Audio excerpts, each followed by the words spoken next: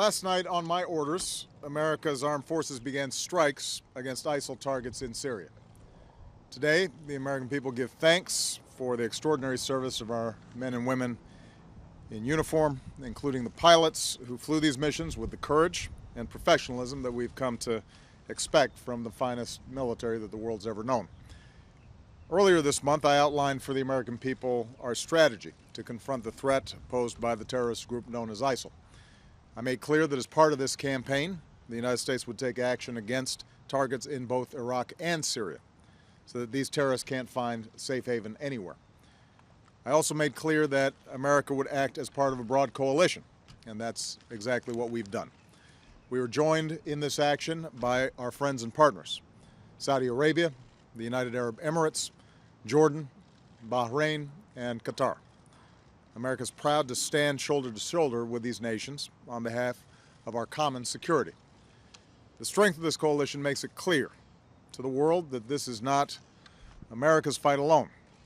Above all, the people and governments of the Middle East are rejecting ISIL and standing up for the peace and security that the people of the region and the world deserve. Meanwhile, we will move forward with our plan, supported by bipartisan majorities in Congress, to ramp up our effort to train and equip the Syrian opposition, who are the best counterweight to ISIL and the Assad regime.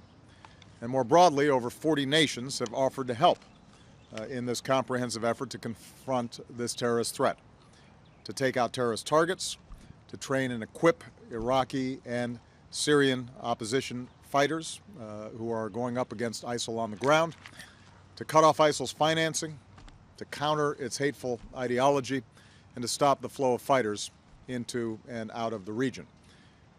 Last night, we also took strikes to disrupt plotting against the United States and our allies by seasoned al-Qaeda operatives in Syria who are known as the Khorasan Group. And once again, it must be clear to anyone who would plot against America and try to do Americans harm that we will not tolerate safe havens for terrorists who threaten our people. I've spoken to leaders in Congress, and I'm pleased that there is bipartisan support for the actions that we're taking. America is always stronger when we stand united, and that unity sends a powerful message to the world that we will do what's necessary to defend our country. Over the next several days, I will have the opportunity to meet with Prime Minister Abadi of Iraq and with friends and allies at the United Nations to continue to building support for the coalition that is confronting this serious threat to our peace and security. The overall effort will take time. There will be challenges ahead, but we're going to do what's necessary to take the fight to this terrorist group, for the security of the country and the region, and for the entire world. Thanks. God bless our troops.